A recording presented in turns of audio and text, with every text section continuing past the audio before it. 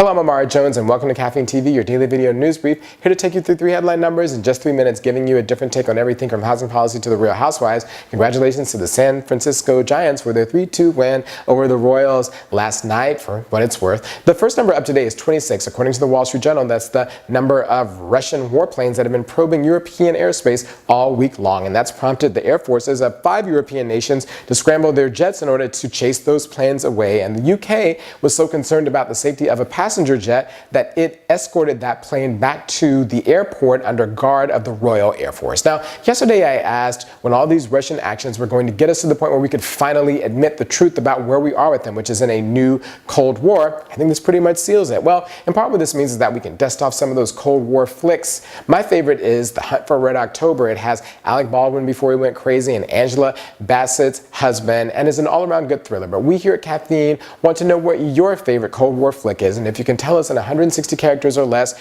throw in a fact like we do here on the show, send it to us. We'll choose the best one, throw it up on our website, and send you a Caffeine TV mug. So Caffeine TV audience, Cold War flick away.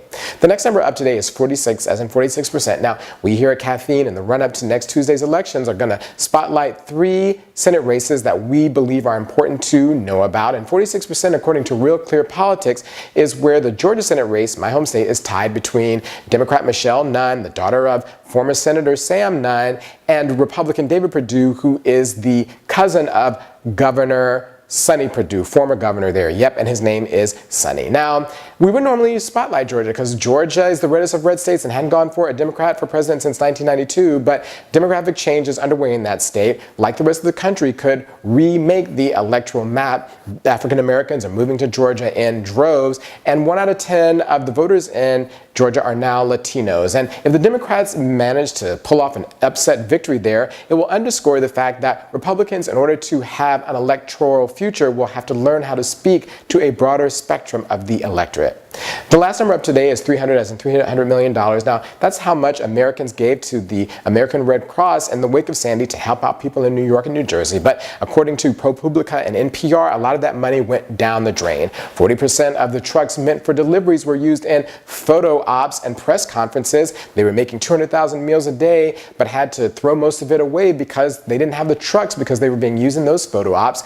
And sex offenders were allowed to play in areas that were supposed to be cordoned off exclusively for children. Now, an executive at the Red Cross says that all this happened because they became more concerned about delivering the impression that they were delivering mass care rather than mass care. And that is just shocking. I mean, some people were more concerned about upping their clout score when the people that they were supposed to help ended up suffering. Well, let's just hope that this report by ProPublica and NPR can change all of that before the next disaster.